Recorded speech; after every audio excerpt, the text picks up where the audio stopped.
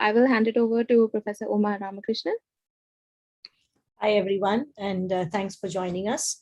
I'm just here to briefly introduce WebGyan, which is a multi-institutional effort to disseminate scientific information about COVID-19 and SARS-CoV-2. And as part of WebGyan, we have a website which hosts many articles as well as these webinars called WebGyan. And we had kind of petered down activity, but decided to kind of reboot about a month ago. And this is probably the last WebGyan we are having in that series. I'm really excited for our discussion today, and I will turn it over to Sandhya. Thanks. Hello, I'm Sandhya Koushika. I'm a faculty member at TIFR, and I am going to moderate this panel. I'll introduce both our panelists, Gagandeep Kang and Sangeeta Ishwaran. And probably Gagandeep, for most people, if we are science associated, needs no introduction, but for the few who may not be and who are here for really listening about vaccine hesitancy, was your first interaction with WebGyan. And Gagandeep has come on to WebGyan and given a webinar earlier. Gagandeep is a clinician scientist. She trained in Christian Medical College as a doctor and then went on to do a PhD and has worked. I mean, if there is one word to describe Gagandeep, it is a voice for science, but she has her entire research has largely centered around the rotavirus, as well as developing vaccines for rotavirus. And she is well versed with not only the science of developing vaccines, but the problems that people face in getting vaccines through approval processes, getting them on the ground and getting acceptance. And therefore, it's very, very useful to hear her perspective.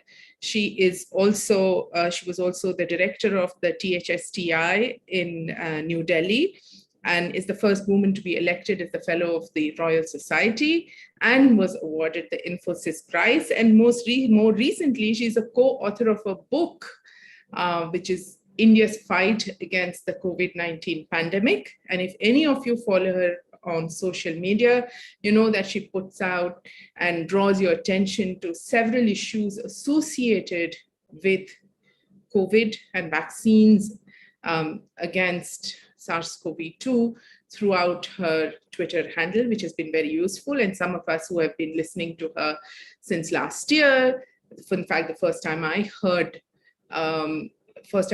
her last May, I think, where she mooted the idea of, vaccine passports, and, maybe that was something, or, some sort of passports where you would actually know that you would be a person who would not, be protected against the disease. And as you see, it has come to pass in multiple parts of the world. So there's lots to gain from her perspective. And not the least, we have Sangeeta Ishwaran, who's a dancer.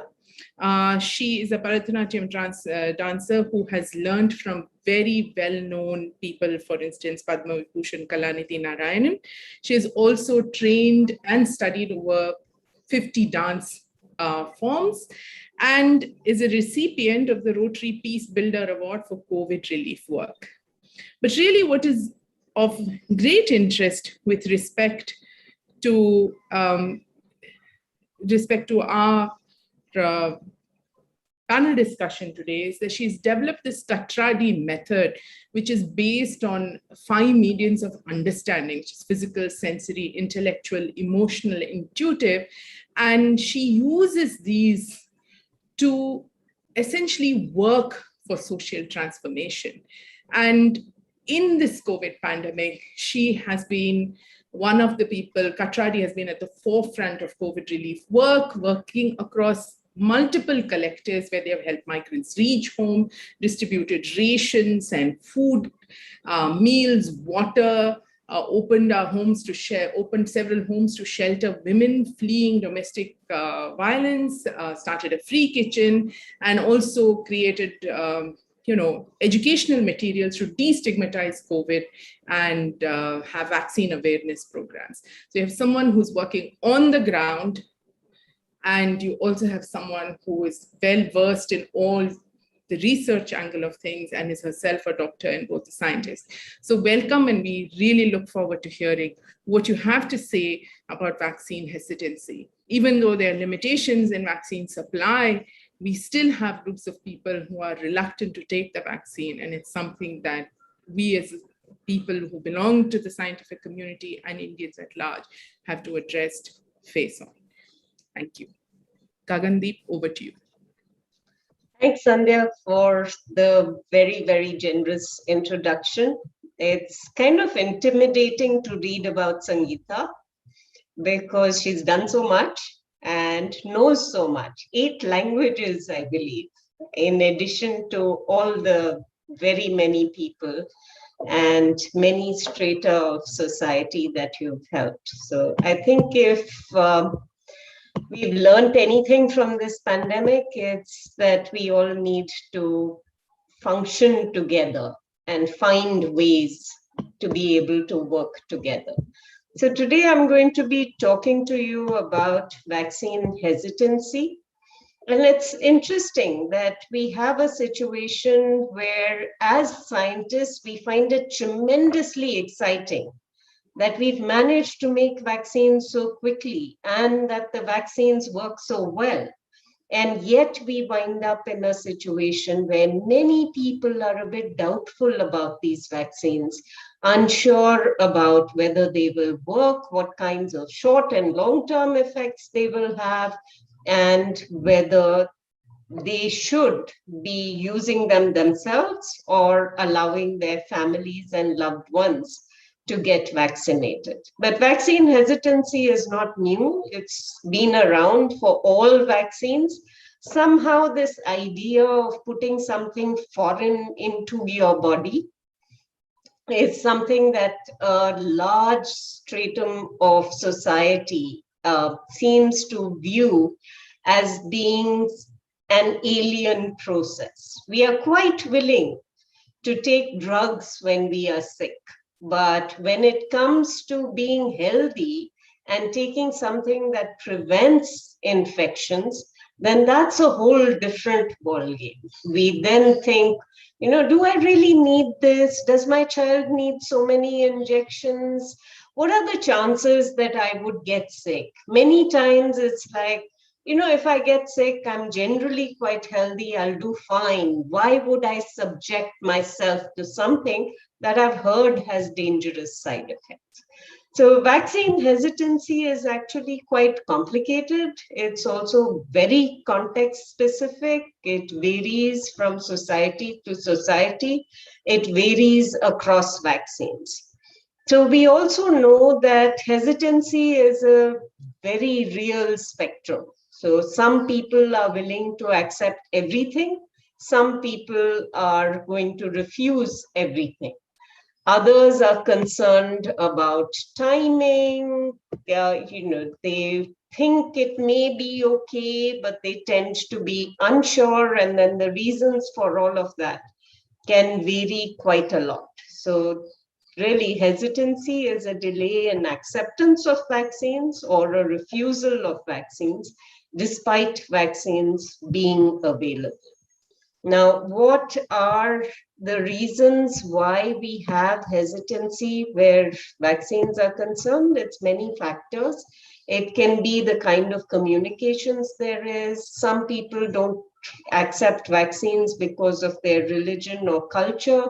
And then there are situations, of course, where there is a lack of trust in authorities that would lead to people being doubtful about vaccines. So that is context specific. You also have individual and group influences, especially if you've had a bad experience before or you've heard about other people who have had a bad experience, then you have doubts about whether you should subject yourself or your family to that.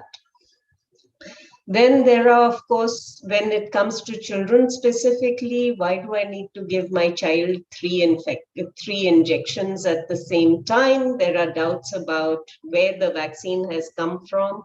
Should I be really taking a vaccine that is made in China or Russia? Or if you're in Africa and you have a choice, would you really take an Indian vaccine? So that matters. I think there is a lot related right now to the uncertainty of vaccination schedules. And a lot of people ask, if scientists can't make up their mind or they don't know what they're doing, why should I trust them at all? So if we think about what we can do for vaccines, you could hear a lot of different kinds of questions about why vaccines are needed, what the risks are, whether they are safe. We really have to try to figure out how we can address all of these questions so that we can build vaccine confidence. And vaccine confidence really is trust in the vaccines that have been recommended, the people who give those vaccines, and the policies that lead to the recommendations for use of these vaccines. So if we want to increase confidence in vaccines, vaccinators, and health systems, we have to make sure that we allow people to move from the spectrum of refusal to an actual demand for vaccines. And we've kind of seen this with the COVID-19 vaccines in some parts of the population. When you begin to hear about people who are registering themselves on apps to be able to take vaccines in rural areas, because slots are open there when they are not open in urban areas, that's really demand for vaccines. And yet, on the other hand, you have people who say, I really think we need to have more data on the safety of vaccines. And this varies by what they've heard about different vaccines. How do we build vaccine confidence? It's really the ABCD. Make vaccines accessible, make sure that people understand that vaccines are beneficial, make sure that getting vaccines is convenient, and that vaccines are desirable. Related to desirable is the fact that vaccines should become normative. It is accepted that you will be vaccinated. And then thinking about what vaccines are needed for, if you want to get back to doing things that you are currently unable to do, it's important to show that vaccines are necessary for us to be able to revert to a situation that we had before that did not have so many restrictions. So I will stop after telling you about one story, which is a myth that is very, very widely distributed. Essentially, building vaccine confidence takes a lot of time because it requires that we build trust and provide the correct information. But frequently what happens is that disinformation has been spread very, very widely.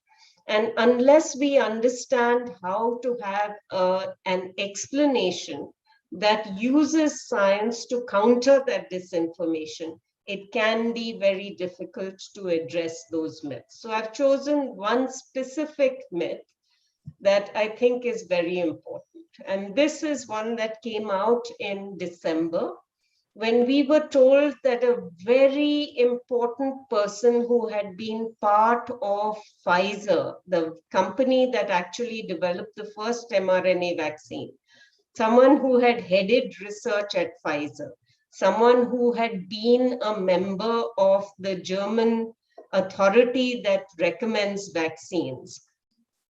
These two people got together and put in an urgent petition to the European Medicines Agency to stop all COVID vaccine studies. And the argument that they made was that there is a protein which is found in the placenta, and that protein resembles the spike protein. So because the vaccine has instructions for making the spike protein, they were worried that if the vaccine caused the body to make antibodies to the spike protein, then those antibodies would also attack the placenta, and that would result in women being infertile.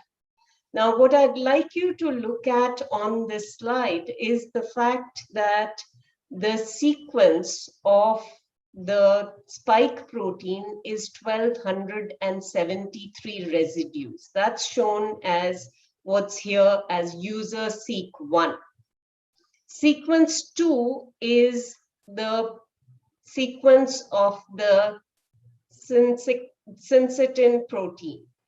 And if you look at the similarities of those proteins, you can see that the amount of overlap is actually very, very small between the two proteins. So this much of an overlap, it's likely to be insufficient to result in an antibody response that would actually attack the placenta. It also leaves out the fact that if it really was the spike protein and antibodies to the spike protein, we should be seeing this in natural infection as well, and not just in vaccinated people. So they missed that part of the argument. But going further, I'd like to point out the similarities between the spike protein and two common proteins that are found in the human body when you're not pregnant. One is hemoglobin and the other is collagen. And if you compare the sequences of the spike protein to hemoglobin and collagen, you can see collagen is as similar as syncytin. And hemoglobin is even more similar. So if it really was antibodies that were going to be cross-reactive, we should have practically everybody who was infected or vaccinated having raging immune responses against normal constituents of the body. And we don't actually have that. So I will stop there and hand back to Sandhya or to Kavit or Sangeeta to take it forward from here. Thank you, Gagandeep. We will now hear from Sangeeta, who, as we know already, works on the ground. And in fact, this one of the things I forgot to mention in her introduction was this Katradi approach for empathy-based social transformation that she has developed has drawn national attention. And in fact, she is the first recipient of the National Award for Young People called Bismillah Khan Yuva Puraskar. So very eager to hear what your experiences on the ground are, and ideas for what you have brought forward through your work to combat hesitancy and increase acceptance. So over to you, Sangeeta. Hi, everybody. Nice to see you all. And when Uma asked me to be part of this panel, I was wondering what I had to contribute to the conversation, especially after reading what Gagandeep's work has been over the years. But especially since I have a whole bunch of drunken stories to share with you all. So, well, here goes. So for the last month, I've been walking kilometers and kilometers and kilometers along with some of our team, going from village to figure out why people don't want to take the vaccine. And to start off my first story, about 2 weeks back, when I went into this area to speak about vaccines, one of the first questions was from a man who was weaving on his feet and couldn't really focus. He was like, I heard if I take the vaccine, I will become infertile. Ayo, amma, en alma thanalam pedumma. Chance illama, na vaccine pakkame pomatema. And the way he was weaving, I was trying to make eye contact. And I was trying to tell him that the alcohol in his system would actually do a lot more to increase his fertility or decrease his fertility rates than the vaccine would.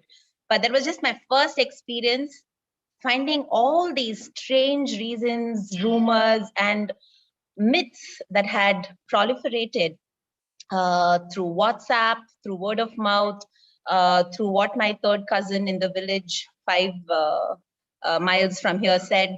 There are just so many rumors and myths out there that we started collecting a whole bunch of them. And then I decided about a month ago that the need of the hour was to address vaccine hesitancy. And we started trying out all kinds of strategies, because as Gagandeep beautifully said in her talk just before, it's not one strategy can convince everything, because there's so much happening on a spectrum of belief, faith, and also a lack of trust, right? So we had to have different strategies to address different parts of the population. So the first thing to know is that the people I work with are mainly daily wage earners, performing artists, traditional performing artists, performing all night performances. They are, a lot of them are scheduled tribes like Narikuravar, Boom Boom Matakarar. So in this range of communities that I work in, the lack of trust in the system is complete. They have no faith in the doctors, in the nurses that come. And there was also quite a lot of violence. We've been chased out of villages. The doctor team that went into a village got beaten up once, so they told us not to go there. There's been a huge resistance, active resistance, not just passive, what I don't want to hear about it, that we had to start building trust that I have no stake in this. That was actually initially very interesting for me, was for me to prove to them, one, that I had taken the vaccine. And luckily I had a photo. And the second was that I had literally no stake in this. I wasn't being paid to do this job, because one of the biggest rumors throughout COVID is more than a year has been that doctors, the nurses, the system is being paid to register a certain number of people as COVID positive, for example. They have to meet the count. That's been one of the most debilitating rumors. Which have stopped people from testing for COVID, in fact, because they believe that if the numbers aren't met, they will be tested positive, irrespective of whether they are positive or not, and they will be taken away, So this lack of trust in the system, and hence lack of trust in the people like me, lay people who are trying to talk and work with the system, was one of the first things we had to address.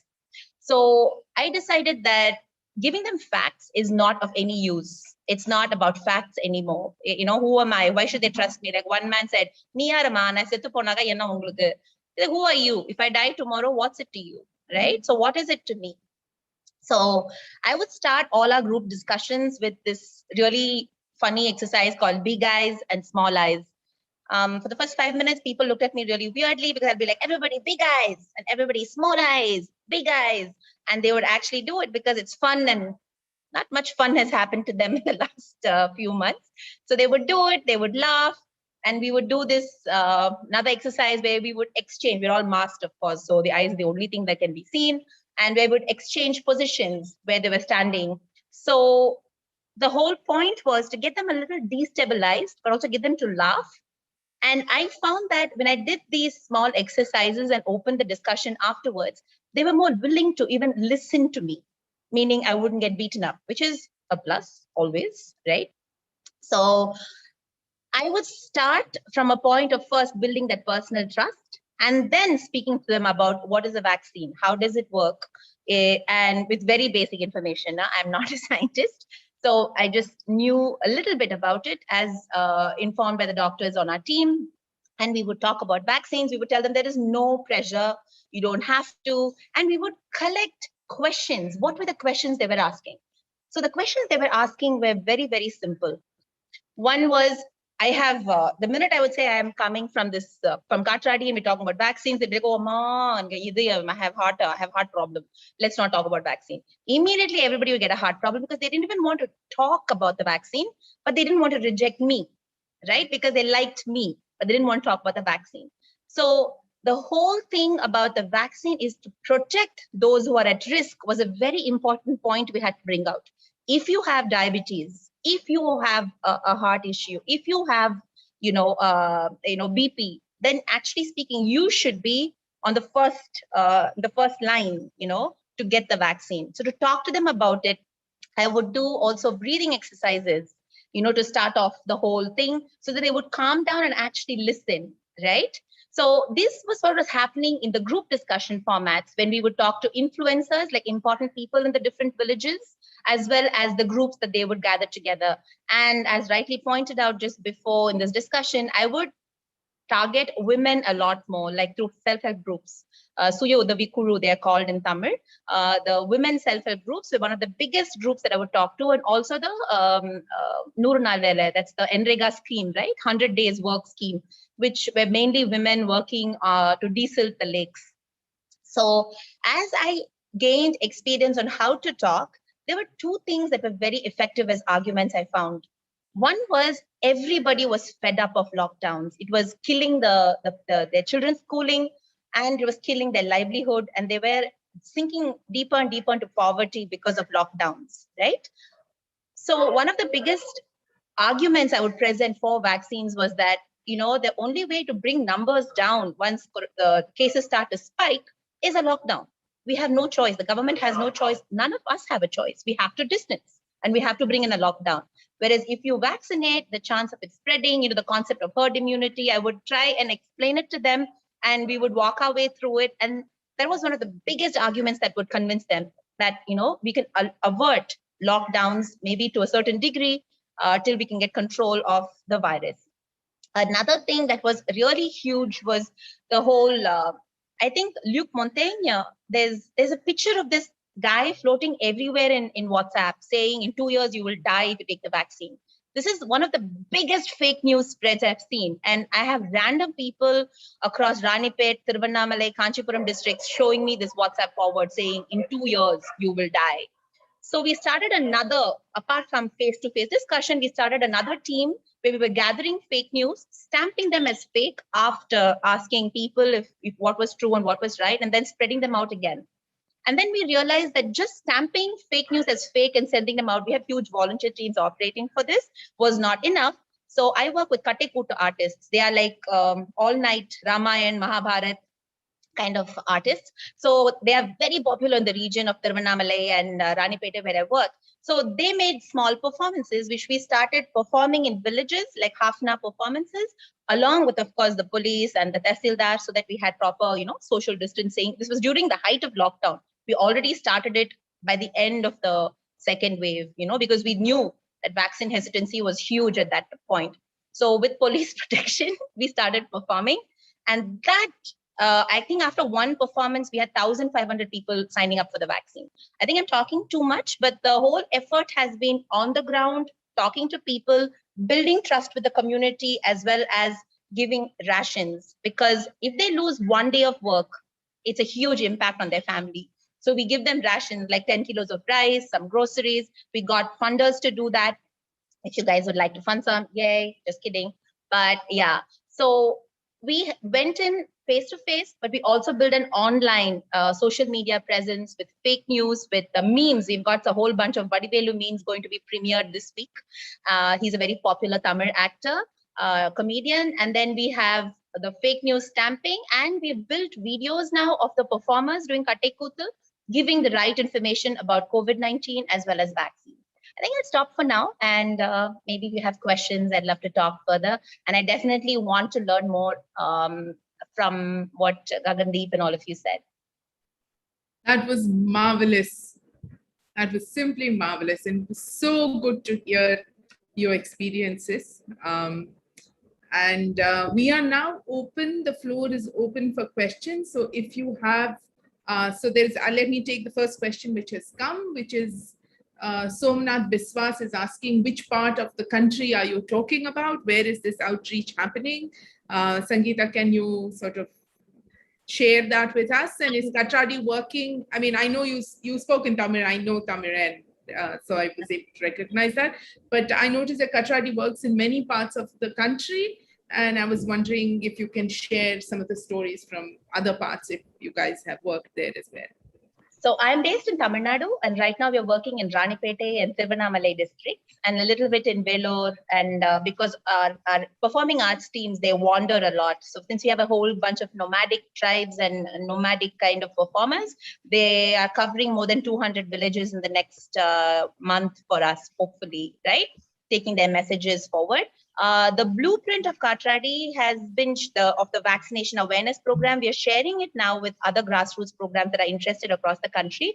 But in this particular, the last month, we are not really focusing on manifesting in other states, though other states have asked for our videos to be dubbed or subtitled, as well as a lot of our materials. But the communication materials, like the posters, we had kids design our posters, for example. They're all designed for rural Tamil Nadu. It's very culturally specific, icons. But I'm trying to build like a structure where you can plug in your local icon, right? Your cultural people who are funny or people who are known. You can build in your story. You can build in your myth, right? That is really important to make it significant contextually to where you are from. But it's a blueprint. Anybody can take it. Okay. Wonderful. There's another question from Janki Insan, where she says, there's a general consensus amongst educated individuals that outreach teams for vaccines are almost pushing an agenda for the vaccine. How do you think we can tackle it? I mean, you mentioned that briefly about the quota system as well, that many people who are in villages feel that, the healthcare professionals are trying to meet a quota. How do you exactly address that specific question? Yes? Yes, Sangeeta. I'm going to send that over to Gagandeep to get her perspective from a medical practitioner after you answer. Yeah, so yes, that is a big concern, which is why we are working with the government. Like, for example, Rotary does private vaccination drives, and a couple of them have approached me saying, can we do vaccination drives in your districts, right? So that rural people will have more access to vaccines. Because the truth is, rural Tamil Nadu is very reluctant to vaccinate. So many doctors are telling me, if I can sit in Arcot city or Ranipet city, and there are enough people coming to vaccinate, I'm filling in my quota for the day. Why should I wander to these villages where I'm being chased out, where people are, cursing me? But the thing is, they need to get vaccinated too. So which is why we're working in tandem with them. We spoke to the collector and we got it in, right? So the reason we work with the government is for one is that healthcare should be free and accessible to everybody. We don't want to do the government's job entirely. That's taking over a load, which they should actually be doing. The second thing is that for our safety, we know that there is a risk with vaccination. There could be an allergy thing, afterwards. When we explain all this to people, they automatically realize that we don't have, like, I don't have an agenda. The person standing in front of them doesn't have an agenda. Because we go in saying, Nanga vandu varupurthathukku varala. We are not coming here to force you. We are coming here for the right for information. We will give you the information to the best of our abilities. If there's any question I cannot answer, I will find out and come back to you. I am not here to push you. Let's have a conversation. Let's do some breathing exercises. Let's do big eyes, small eyes. See, that's why all that helps, because you're also kind of connecting with them. There is the eye contact, there is a heart contact, there is a physical contact. It is not just names on a paper. Are you vaccinated? Okay, thank you very much. Bye. It's not that at all. So that is the game changer, according to me. Gagandeep, I would love to get your perspective on this. This has come up when we have tried to do outreach through ISRC as well, where some people will certainly say that, government is just trying to meet quotas in rural parts. And where is the origin of that? Is there other government programs where this has sort of become so deep rooted in our Indian, healthcare, the way healthcare in India is perceived? And, obviously we're coming up against it in the COVID vaccine, but I'm sure it plays a role in other contexts as well. So I have a problem with the whole conceptualization of how healthcare is delivered by the government. It's almost like, we recognize that this is something that the government is supposed to provide as a service, but the terminology that is used is reach so many beneficiaries. It's like it's a language of I'm doing you a favor by giving you this service. It's not that this is your right and you should be demanding these services from government providers. So I think there is a lack of respect in the whole framing of healthcare provision from the government. And this is something that we need to consider. This is not limited to vaccination alone. This is about, I keep telling people there is this concept of respectful maternity care, which means don't yell at the woman when she's having a baby. I mean, seriously, that is something that needs to be taught. But yes, that is the cause. That's what happens. You're yelling too loudly while you're in labor. So they tell you, just shut up. So to train people that you need to respect people, you need to provide them with a service. How do you build that trust? Everything that Sangeeta is doing is around building trust. Get to know me. Let me get to know you. Let's have a conversation about this. Be open. This is not forcing. I'm not directing you. I'm not arguing with you. I'm here to listen. I'm here to respond. What do you think? Not, did you understand? Now are you going to go get a vaccine? How do you feel about the idea? Much more open-ended approaches are really what are needed, and we just don't have enough of that. I sympathize to some extent with the government providers, because what we are dealing with is really the bottom of the pyramid, right? These are people who are told, go out and get this done. And they are not empowered to have the time or the tools that they need to be able to do that, right? If you give them enough time, if you give them enough training, if you make people responsible and accountable, but you don't ask them to deliver without empowering them, then I think government functionaries at every level can perform. But we tend to push them to do things without providing that empowerment. So this is a question I want to ask both of you. So, early on in the pandemic, sometime last May and June, there was a lot of discussion of what ASHA workers contribute for on-the-ground understanding vaccination drives. For general childhood vaccination, keeping track of, development agenda for the kids and whatnot. Has that mechanism failed because now we are asking adults to get vaccinated? Or is it that that's just not enough because that's not been well developed enough? Because presumably these people have built trust in the community. Or is there lack of training and so they're not able to communicate the message appropriately? I would love to hear both your perspectives. Sangeeta, perhaps first, and then Gagandeep. So the districts I work, especially Ranipete, doesn't use ASHA, but they use like a similar system, like the Anganwadi workers, as well as women self-help groups. They are the ones. And interestingly, because earlier you said, right, women are hesitating to, like the less women vaccinated, but we have no problems putting them in the front line as risk takers, right? So you're like, thank you, just kill me now. But yeah, so there is this process of putting women, trying to train them. But this is exactly what Gagandeep just mentioned.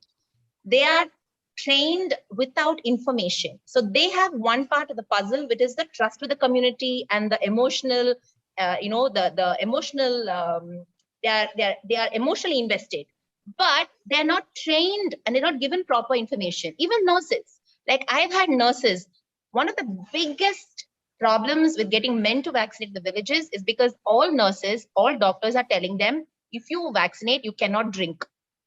Let's be very clear. Drinking is extremely important for men and most men in villages. If you tell them you can't drink for the next 40 days, one woman told me that I shouldn't drink for the next 40 days. I was like, I don't drink, but thank you for the information. But why 40 days? What's that number? But that's not going to happen, right? So there's a lot of false information embedded with their own religious beliefs, the beliefs of their faith. You can't eat non-veg if you take the vaccine.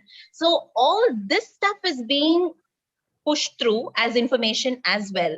So the information that the Anganwadi workers have is a complete mishmash. There is no logic to it. There is just, you need to convince this number. This quota system comes in there. So now these ladies are going out. They are supposed to convince people about the vaccine, but they're unable to because they don't have the information. They are also embedding their own beliefs of whether you should drink or not. Everything is going in there. So at the end of the day, obviously people don't trust where the information is coming from because it doesn't make sense. Gagandeep, anything to add? Yeah, so actually before the pandemic, we were doing a study on ASHA workers and trying to figure out if, does the information that ASHA workers have actually impact the community in terms of measuring the coverage of vaccines for children. And this was a study that was done with the core group, which has worked on polio for a while. And we were doing it in rural Haryana. And interestingly, we found that our hypothesis was correct, that if you had ASHA workers who, one, had better information and two, had vaccinated their own children, then in general, their areas would have a higher vaccination coverage than areas where ASHA workers did not know why they were doing what they were doing or had not been sufficiently convinced to vaccinate their own children. So this is something that we've seen. Knowledge is power. You empower people, you give them the right kind of information, and they will go out and share that. There is something, I know certain things that other people don't know. So I have to use that information somehow.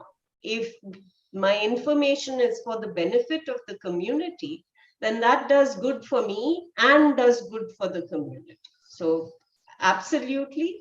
I think what Sangeeta pointed out earlier was that what she was doing was developing an FAQ list, right?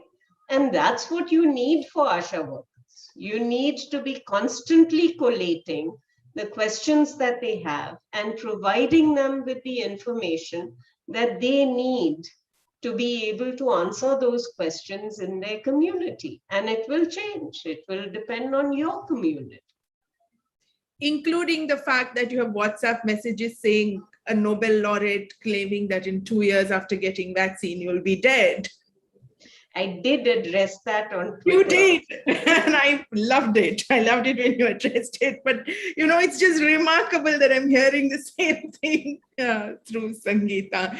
Having said that, I thought about, there are a bunch of questions about vaccines themselves, Gagandeep, which I thought we could take at the end about efficacy and other issues there in the Q&A.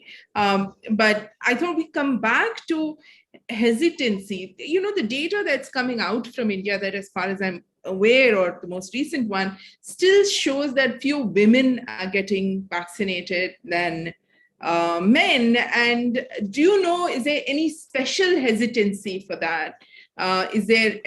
What goes into this? Are these just existing healthcare inequities that exist between the sexes, which is feeding in here, or there are additional reasons why you'd have less uptake of vaccines, acceptance or taking the vaccine in women compared to men in India?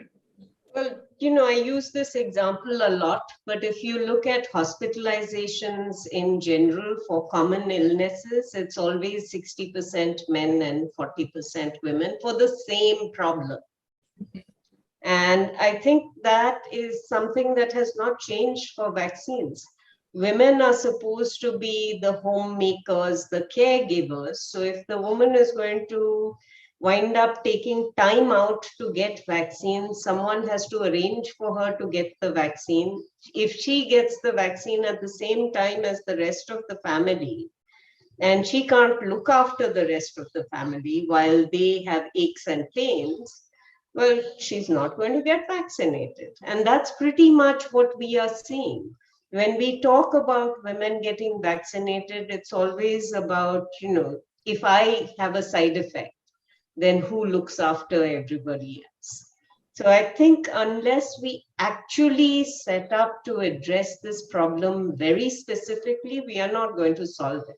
It's currently about, the last time I looked, which was last week, there was a 30 million differential between men and women being vaccinated. That's incredible. It's incredibly large.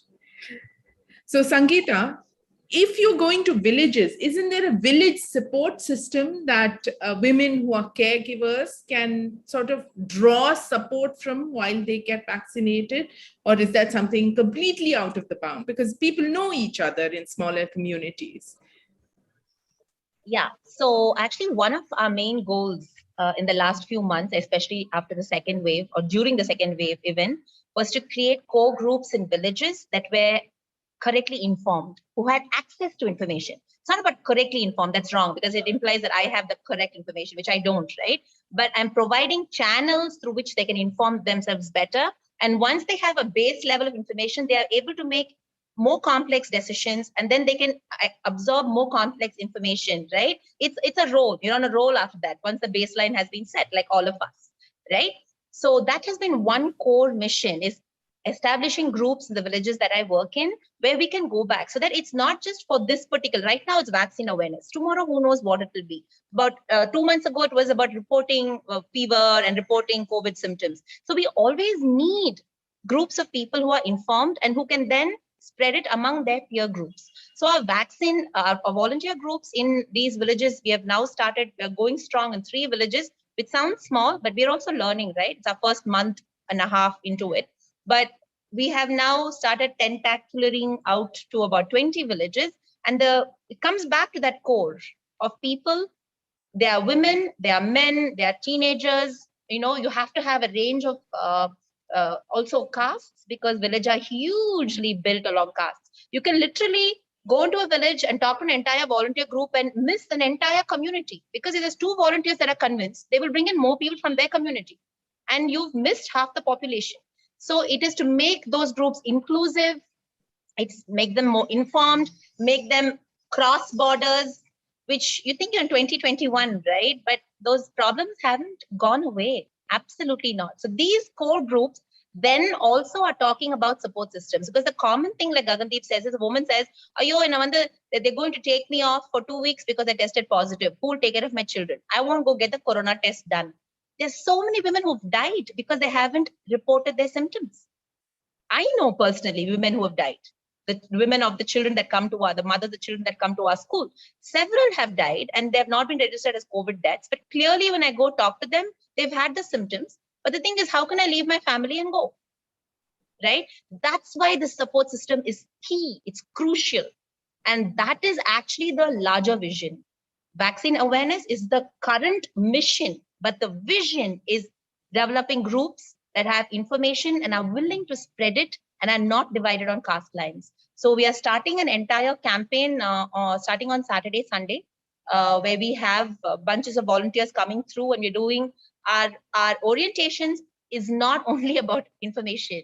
It's about how do we be more inclusive and spread that information to everybody and support whichever family is in need, not just the families around you or of your community.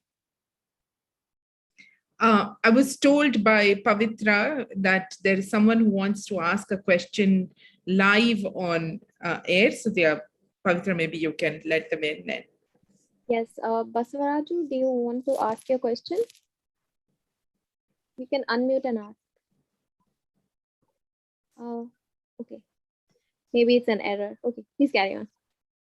So I thought, because these questions have been staying in the question answer box for a while, perhaps Gagandeep, you could take these, there's some questions about, are the vaccines really safe? Are they beneficial? Can they be used for pregnant women? And if you can just, say a few words on that, I think it might be very useful. Sure. So let's go with vaccine safety first. Let's start with no vaccine is 100% safe. None. All vaccines have side effects. But all drugs also have side effects, and we take drugs. Aspirin can cause bleeding, right? We take aspirin. Medicine can cause your liver to fail. We take medicine all the time. Every drug, every vaccine we know causes issues. I mean, too much salt is bad for you, too much sugar is bad for you, too much water is bad for you, right? You can poison yourself on any of these. So everything in moderation. And if we look at vaccines, I think one thing that is important to remember is that vaccines are tested for safety at a much higher level than drugs, because drugs are given to sick people. So we are willing to have some side effect. You know, a metallic taste in the mouth is okay. Having diarrhea when you take an antibiotic to treat an infection is okay. But when it comes to vaccines, the bar is set very high. A little bit of pain, a little bit of redness at the injection site, fever for a day, acceptable. Anything more serious than that is not going to be acceptable for a vaccine if it is common. So if we look at the side effects that we have of vaccines, those side effects are in 1 in 10,000, 1 in 20,000, 1 in 100,000, 1 in a million. The oral polio vaccine that we give to children so freely causes polio, but 1 in 2 million vaccinated children, right? So the protection that we get at a population level for polio, we decided that it's worthwhile to take that risk of 1 in a million or 1 in 2 million. Almost every vaccine causes anaphylaxis, an allergic reaction. We don't know a lot of the stuff that's in vaccines. With the Pfizer and Moderna vaccines, the chances of anaphylaxis are higher than for many other vaccines.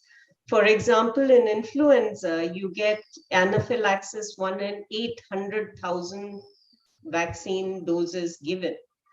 For Moderna and Pfizer, it's closer to 1 in 200,000, 4 times greater. If we look at all this stuff that we are hearing about clotting with the AstraZeneca, the Johnson & Johnson vaccine, that's 1 in 40,000 immunized people. So very rare with the first dose. The other thing about vaccines is that the timing of the side effect is quite predictable. So once you know that you're going to have the side effect, it becomes easier for you to plan for it as a health system. If I know the chances of anaphylaxis are there, but anaphylaxis will occur in the first 30 minutes after vaccination. So I set up my vaccination so that I have adrenaline available, so that if anyone gets swelling or starts feeling faint, I can give that adrenaline injection. So knowing what the side effects are, even if they are rare, allows us to handle those side effects, which is why monitoring is important and planning is important when it comes to safety. Right now, I can say with a great deal of confidence that all of the vaccines that we have are pretty safe vaccines. Remember, I work on diarrhea, right? Rotavirus. And rotavirus can cause intussusception in 1 in 16,000 vaccinated children in Australia. The same vaccine in the US causes 1 in 100,000 children to have intussusception. In India, we can't measure a side effect, so it's probably less than 1 in 100,000. So lots of vaccines that we use all the time on our kids are actually not perfectly safe. Similarly, I would never say that the COVID-19 vaccines are not perfectly safe. But if you look at benefit risk assessments, what are your chances of having a serious side effect and dying because you get COVID? It's hugely, hugely, hugely more than if you took a vaccine that would stop you from getting there. So I think, for me, the benefit risk ratio is very clear. It's very much in favor of any vaccine that is available today at any age in our country. We'll keep monitoring, we'll keep looking, but vaccines are safe, very, very effective. We need to get them. So here, there is a question which has come from an anonymous attendee, which is also something that I have faced when I have tried to sort of provide information, including from medical professionals, is that we have to be concerned because these vaccines were approved in a very short time. And, I'm not convinced that they are safe. And this compressed time frame means that several steps have been missed and, these vaccines are not safe. And the same thing this individual is asking, is it right to compare the COVID vaccines with other regular vaccines which are part of childhood immunization schedules? Love to get your perspective, Gagandeep. I think this is a very important and very valid concern, but I think we also need to look at the processes by which vaccines are evaluated and see if anything was missed out. So you have preclinical testing in animals, which is really around toxicity. That's been done for all of the vaccines. And then you have clinical testing in human beings for first safety, then looking for an immune response, then seeing whether vaccines work. Now you have choices about how you do this. Vaccine development is generally pretty expensive. So what we tend to do is test for one thing first, stop, look at the data, test for the next thing, stop, look at the data, test for the next thing, because you don't want to spend too much money if the vaccine is not going to work. What we were able to do here is test quickly and test in parallel. Now, when you look at safety, you usually test in about 100 people. If you look at immunogenicity, 1,000. If you look at efficacy, 10,000. And in the 10,000, you generally do a person time calculation. If I follow 10,000 people for 1 year, can I follow 20,000 people for 6 months and get the same information? Yes, you can. And that essentially is what has been done. One, we didn't think about saving money. We said, let's throw money at the problem. Let's make sure that we get these vaccines developed as quickly as possible. And we made sure that we tested the vaccine in lots and lots and lots of people, but for shorter periods of time. So your person time calculation has actually stayed exactly the same, but you've managed to get your data very, very quickly. So there are no steps that have been skipped. We've got data that shows us that the vaccines are safe, immunogenic, and effective.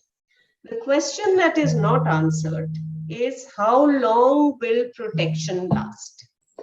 And if the protection is going to last longer than a year, we wouldn't have got that from any vaccine trial in any case, because populations are heterogeneous. So for some people, there'll be 2 years of protection. Some people will be 1 year. Some people will be 3 years. So how long should we have waited to see how long protection will last? What we've done instead is said we will continue to monitor people who have been vaccinated, which is not perfect because you don't have unvaccinated people to compare them with anymore. So that is a trade-off that we made. We don't know if protection will last 5 years yet, right?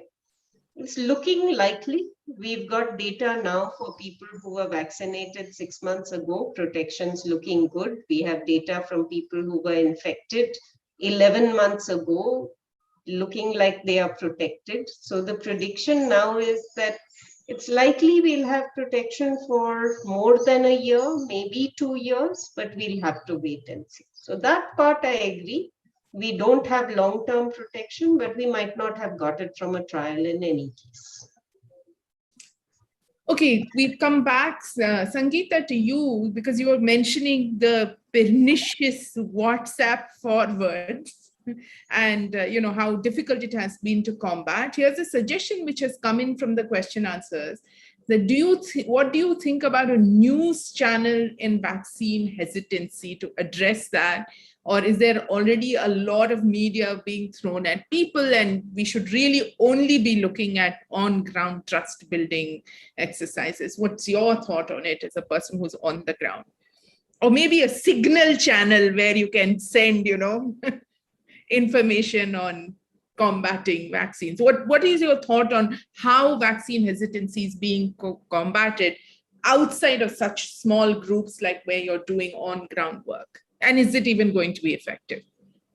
So again, the point would be, how reliable is this channel of information, right? Isn't that the question you or I would ask? If there was supposedly a news channel that was giving us correct scientific information, both of us would go and check it out, right? Yeah. To see if that is actually being backed up, right? But the problem with most of the Tamil news channels, and I'm only right now speaking about Tamil Nadu because in this particular subject I have worked personally only in Tamil Nadu. The whole vaccine hesitancy went to a different level because actor Vijay died after taking the vaccine. Not Vijay, sorry, actor Vivek. Sorry, Yeah. Vijay is still alive. Sorry. Actor Vivek passed away 3 days and he was supposed to be a vaccine ambassador. So they had recruited him. He had spoken about vaccines, that he's going to take the vaccine, and the poor gentleman died a few days later.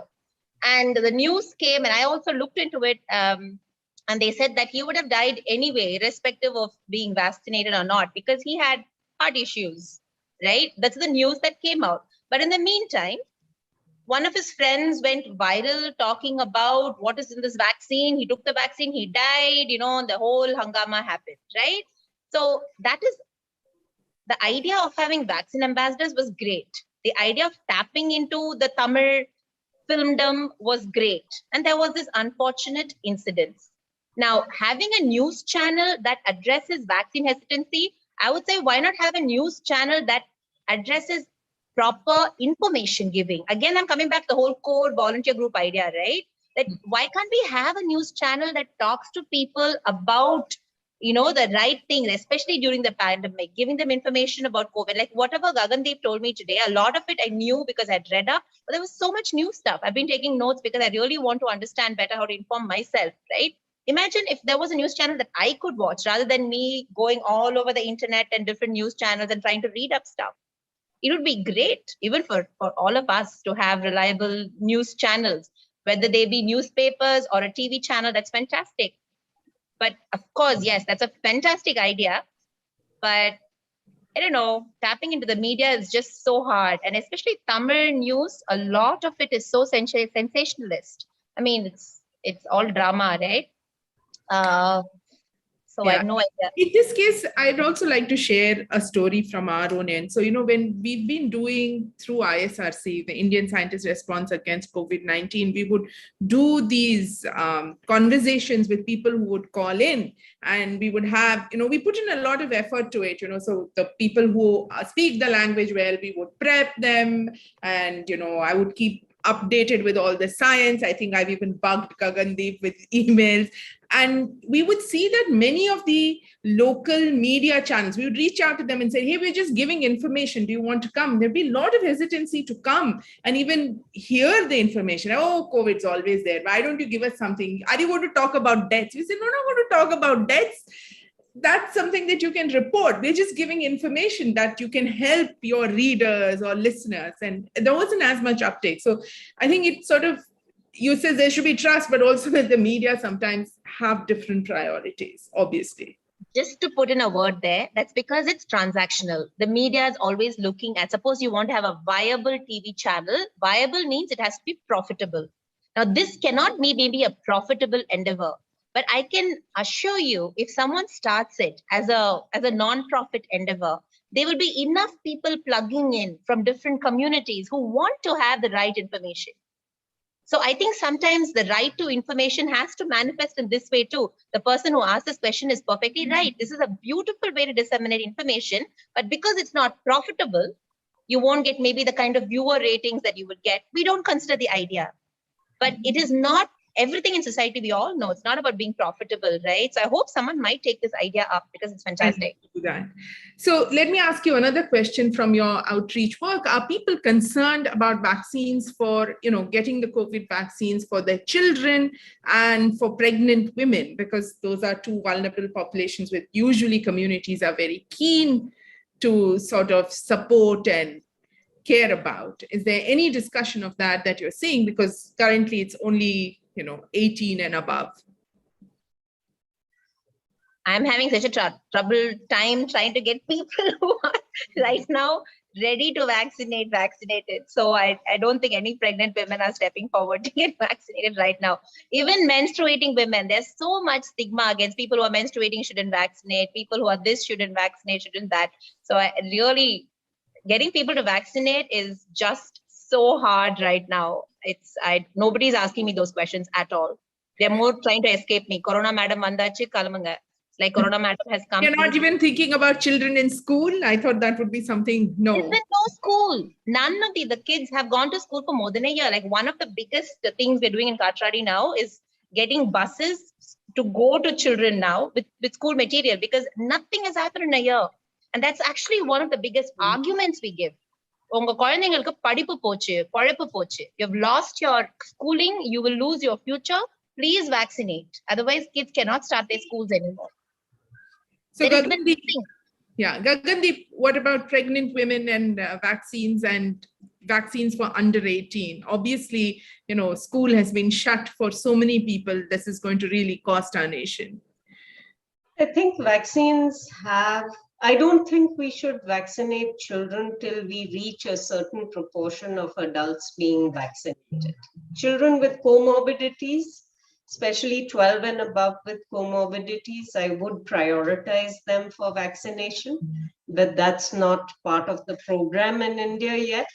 But I think ultimately we will wind up vaccinating children because children are transmitters of infection, not because there will be so much direct benefit or protection against mortality for children, because in any case, they have in general less severe disease. So as a public health tool for children, it would be around prevention of transmission. But I think the point to start that is when we've covered much more of our adult population. And my worry really is that, we are seeing a draw for vaccination, that demand for vaccinating children is coming from cities.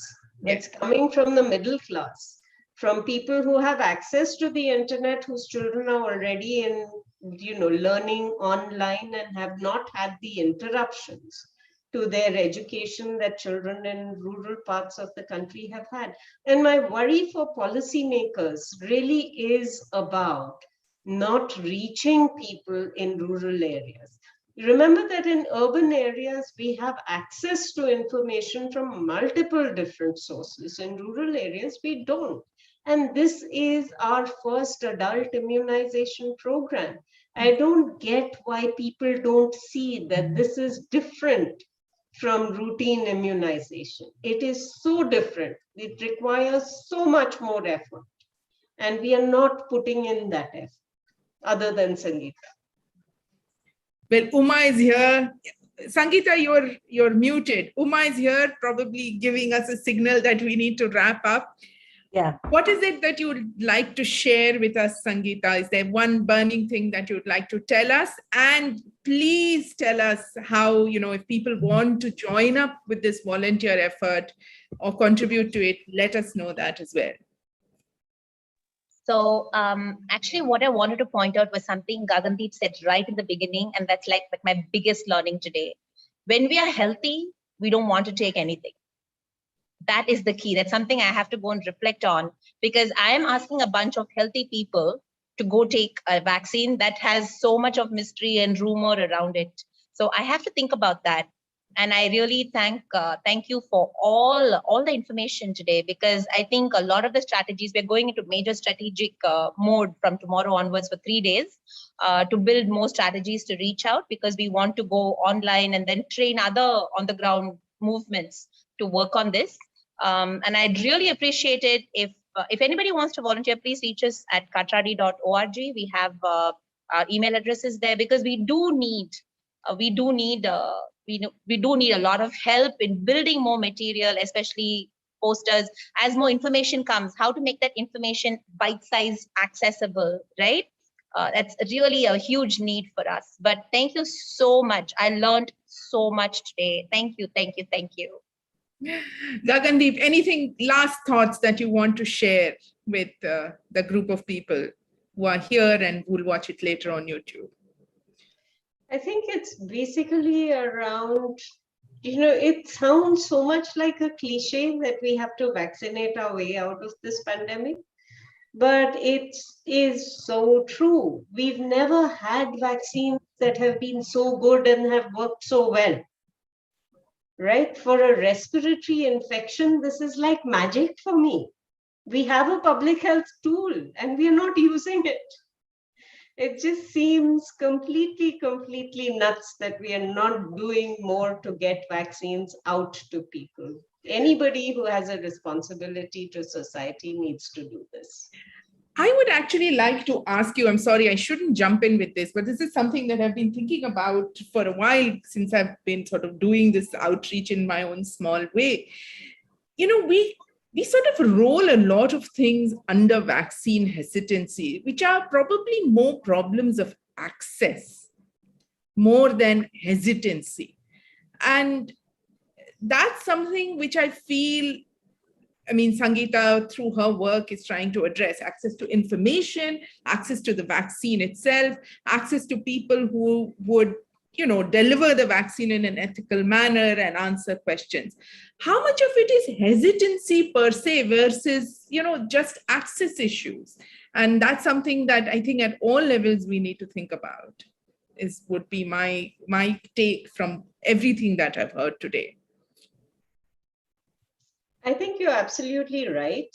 And this is true for routine immunization. It's true for every immunization program. A lot of it is around people not understanding the importance of vaccine, not knowing where to go to get the vaccines, not having vaccines brought to their doorsteps if they can't go to get the vaccine. So a lot of it is about access to information, access to the vaccines, access to any aspect of the healthcare system. So it's not just about lacking trust in vaccines or believing that vaccines are bad for you. And also there's a small, kind of a segue, right? Access to information and access to trustworthy people giving you the information segues into able to assess the risk. See, a lot of the conversation we have about hesitancy is about assessing risk. Like Gagandeep beautifully said, right? The risk of taking the vaccine, risk of a side effect is so tiny. So one of my first opening questions sometimes is, do you have children? Or if they're men, your wives have children, your children have children. And a woman just happily gets pregnant right, left and center. You're producing babies like nonstop in this country. And we take that risk so easily. It's a huge risk. But this is such a tiny risk. So that puts that into proportion for them. So this whole assessment of risk is, I think, key to addressing hesitancy. And that's where the access bits come into play. Thank you very much, Gagandeep and Sangeeta. That was a very useful discussion. I learned a tremendous amount. And over to you, Uma. Yeah, thanks. Thanks to all of you. Sandhya, you did an excellent job with the questions. And Sangeeta, it was a pleasure to hear from you, and Gagandeep also. We were wondering how this panel might work out, but I think it was really great to have such different perspectives. And thanks for being good sports and participating, and for your time. I know everyone's very busy and it's hard. Thank you so much. And hopefully we'll all meet up sometime. Take care. Bye. Thank you, everyone. And please check out the links that are there in the chat if you would like to visit the Katradi site. And it's there on YouTube as well. So I'll end the call here. Bye. Have a good evening.